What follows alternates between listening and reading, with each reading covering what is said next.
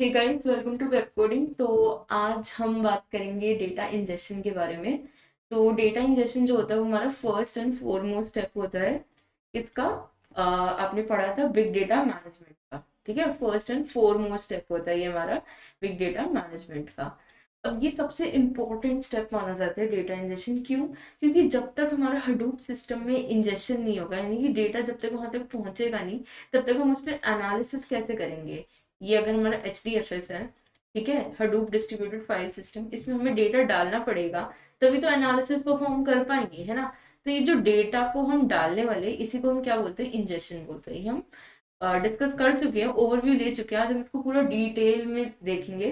ठीक है, तो डेटा इंजेक्शन जो है, जितनी जल्दी हम अपने हडूप डिस्ट्रीब्यूटेड फाइल सिस्टम में डालेंगे, उतनी जल्दी हम एनालिसिस जो है वो परफॉर्म कर पाएंगे, और उतनी जल्दी हम अपने प्रॉफिटेबल बिजनेस मूव्स कर पाएंगे। राइट।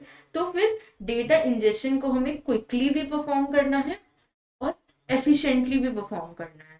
ठीक है, अपने HDFS में डालने के लिए या फिर कोई भी डेस्टिनेशन पे डालने के लिए, उसके बारे में भी हम देखेंगे। ठीक है, तो क्विकली और एफिशिएंटली परफॉर्म करना है। अगर हमें ये डेटा इंजेक्शन के जो स्टेप्स हैं वो क्विकली और एफिशिएंटली परफॉर्म करने हैं ना, तो हमें कुछ फैक्टर्स कंसिडर करने पड़ते हैं जब हम डेटा इंजेक्शन करते हैं। वो फैक्टर्स को हम कंसिडर करेंगे अभी। ठीक है, और हम टूल्स के बारे में भी देखेंगे, वो हम नेक्स्ट वीडियो में देखेंगे कि क्या क्या टूल्स हो सकते हैं जो कि इन फैक्टर्स को मीट कर सके। ठीक है, ताकि हमारा डेटा इंजेक्शन जो है वो जल्दी भी हो, एफिशिएंटली भी हो, और different different types of data को भी जो है हैंडल कर सके। तो आइए देखते हैं हमारे क्या क्या हमारे फैक्टर्स हैं जो हमें कंसिडर करने पड़ते हैं ड्यूरिंग डेटा इंजेक्शन। तो सबसे पहला आता है हमारा डेटा सोर्सेज। तो वेरी इंपॉर्टेंट, जितने मल्टीपल हमारे डेटा सोर्सेज होंगे उतने मल्टीपल चैनल्स बनेंगे बेसिकली, है ना। जैसे A सोर्स है, B सोर्स है, C सोर्स है, D सोर्स है। ठीक है, उतना हमारा कॉम्प्लिकेटेड जो है ये इंजेक्शन वाला सिस्टम बनता जाएगा, उतने मल्टीपल चैनल्स बनेंगे। अब जैसे कि क्या क्या सोर्सेज हो सकते हैं, जैसे कि हम एक डेटाबेस से RDBMS टाइप का डेटा जो है उठा रहे हैं। ठीक है, एक से हम कुछ लॉग्स उठा रहे हैं। ठीक है, कुछ जगह से हम एप्लीकेशन लॉग्स उठा रहे हैं, कुछ स्ट्रीमिंग डेटा उठा रहे हैं। ठीक है, तो ये सारा different different sources of data हो गया हमारा। राइट। तो अगर ये डिफरेंट सोर्सेज ऑफ डेटा हो गया और इसको हम किसी चैनल के थ्रू पास करने वाले हैं, इसको हम अपनी डेस्टिनेशन पे पहुंचाने वाले हैं, है ना। तो ये जो डेस्टिनेशन पे हमें पहुंचाना है डेटा डिफरेंट डिफरेंट सोर्सेज से, उतना हमारा कॉम्प्लिकेटेड होता जाएगा डेटा इंजेक्शन।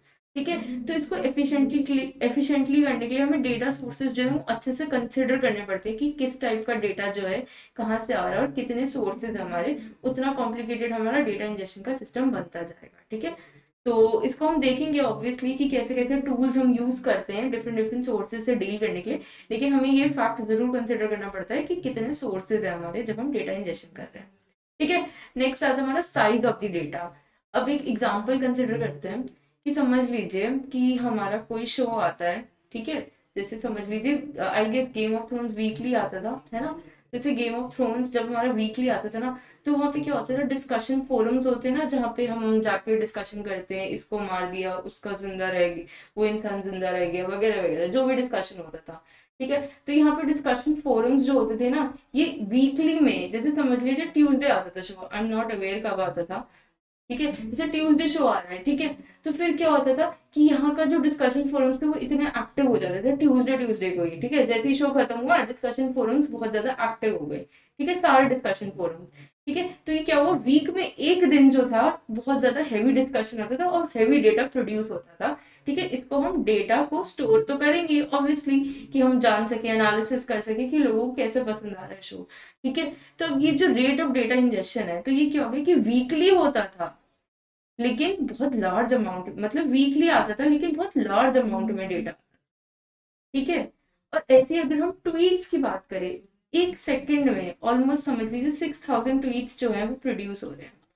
ठीक है, अगर एक सेकंड में 6000 ट्वीट्स प्रोड्यूस हो रहे हैं, इसका इंटरवल बहुत कम है।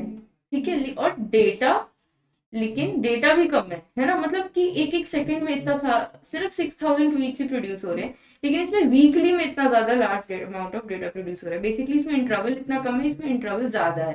ठीक है, लेकिन डेटा इसमें लार्ज हो रहा है, इसमें कम डेटा प्रोड्यूस हो रहा है। तो मतलब साइज ऑफ द डेटा भी मैटर करता है जब हम डेटा इंजेक्शन कर रहे हैं। बेसिकली हमें वैसा सिस्टम डिजाइन करना पड़ेगा जो कि डिफरेंट डिफरेंट इंटरवल्स पे different different amount of data से डील कर सके।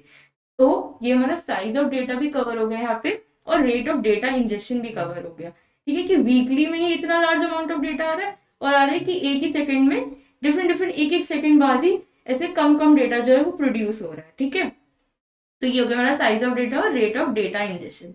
नेक्स्ट आता है हमारा सिक्योरिटी।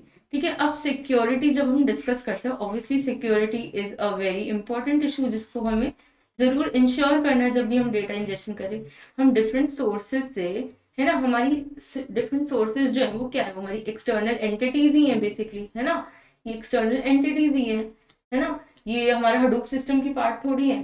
तो फिर हमें इंश्योर करना है कि इनसे कोई करप्टेड या मैलिशियस ऑब्जेक्ट्स या डेटा ना आ जाए जो हमारे हडूप पूरे सिस्टम में जो डेटा स्टोर्ड है यानी एचडीएफएस में उसको करप्ट ना कर दे। ठीक है, तो सिक्योरिटी का भी हमें बहुत ध्यान रखना पड़ता है जब हम डेटा इंजेक्शन करते हैं, या फिर जब हम डेटा जब डाल रहे हैं तो कोई मैलिशियस और कोई एक्सटर्नल एंटिटीज ना आ जाए बेसिकली, और कोई यूजर्स डिफरेंट यूजर्स ना आ जाए जो हमारे डेटा पाइपलाइन जो है, जो सोर्स से हम सिंक, जैसे हमने सोर्स से डेटा इकट्ठा कर लिया और डेस्टिनेशन तक लेके जा रहे हैं, है ना, तो इन वे इस रास्ते में ही कोई आके हमारा डेटा करप्ट ना कर जाए। ठीक है, तो डेटा सिक्योरिटी जो है वो बहुत इंपॉर्टेंट है कि बाहर से ही खराब डेटा ना आ जाए या फिर रास्ते में ही डेटा खराब ना हो जाए। ठीक है, तो जब हमें डेटा इंजेक्शन करना है तो हमें सिक्योरिटी भी है वो इंश्योर करनी है। नेक्स्ट आता है हमारा डेटा फॉर्मेट्स। डेटा फॉर्मेट्स तो मुझे लगता है हम बहुत ही बाहर डिस्कस कर चुके हैं जब भी हम बिग डेटा के बारे में बात करते हैं, but still structured, unstructured, semi structured. ठीक है, बस इससे ज्यादा नहीं हम बात करेंगे क्योंकि हमें पता है स्ट्रक्चर्ड के लिए हमें अलग फॉर्मेट फॉलो करना पड़ेगा, अनस्ट्रक्चर्ड के लिए अलग, और सेमी के लिए अलग। ठीक है, जैसे जैसे हमारे ये फॉर्मेट्स बदलते रहेंगे वैसे हमारी डेटा इंजेक्शन की टेक्निक्स जो है वो भी चेंज होती रहेंगी। ठीक है, और नेक्स्ट आता है हमारा रेस्ट और मोशन डेटा। अब ये है सबसे इंपॉर्टेंट, इसको अच्छे से समझिएगा। ठीक है, क्योंकि ये हमारा आगे बेसिस बनता है for choosing the tools basically. ठीक है, तो रेस्ट और मोशन डेटा क्या होता है, सबसे पहले रेस्ट डेटा समझते हैं। बहुत इजी है समझना, ऐसा कोई मुश्किल नहीं है, आई होप आपने सुना भी होगा। ठीक है, रेस्ट डेटा क्या होता है हमारा, रेस्ट डेटा हमारा क्या है, जो ऑलरेडी रेस्ट पे है, जो ऑलरेडी स्टोर्ड है। रेस्ट का मतलब क्या है कि वो रेस्ट कर रहा है, चलता फिरता डेटा नहीं है, तो हमारा डेटा बेस है। ठीक है, वहां पे ये डेटा ऑलरेडी स्टोर्ड है डॉक्स की फॉर्म में या फिर कुछ भी आरडीबीएमएस की फॉर्म में, मतलब कुछ भी डेटाबेस मैनेजमेंट सिस्टम के फॉर्म में, ऐसे हमारा ऑलरेडी डेटा स्टोर्ड है। ठीक है, कोई लाइव प्रोडक्शन नहीं हो रही है इस डेटा की। ठीक है, ये रेस्ट डेटा और इसको हम डायरेक्टली एचडीएफएस में डाल रहे हैं। ठीक है, अब ये जो हम हमारा स्टोर्ड डेटा को जो हम एचडीएफएस में डालते हैं तो इसको करना रिलेटिवली इजी होता है। ठीक है, ऐसे रेस्ट डेटा के साथ डील करना बहुत इजी होता है। तो यही होता है मेरा सॉरी रेस्ट डेटा, जो हमें डेटा इंजेक्शन टेक्निक में भी हम कंसिडर करते हैं कि हमारा डेटा रेस्ट में है कि मोशन में। तो रेस्ट डेटा को एचडीएफएस में डालना बहुत इजी होता है, बहुत इजी होता है डील करना। बट जो मेन हमें बिग डेटा में जब हम डीलिंग करते हैं तो हमें तो मोशन डेटा से ही डीलिंग करनी है, जो हमारा एक्चुअली में हर इंटरवल पे डेटा प्रोड्यूस हो रहा है, उसी को तो हम मोशन डेटा बोलते हैं। तो चलिए मोशन डेटा के बारे में बात करते हैं। तो मोशन डेटा भी ना हमारे दो टाइप के होते हैं, एक होता है हमारा रियल टाइम डेटा,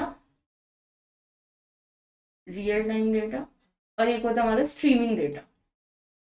ठीक है, अब इन दोनों में बहुत ही माइन्यूट डिफरेंस है जिसको हम समझ लेंगे, कोई बहुत मुश्किल नहीं है। जो हमारा रियल टाइम डेटा होता है ना वो मिली सेकेंड्स के अंदर रिजल्ट देता है, मिली सेकेंड्स के अंदर।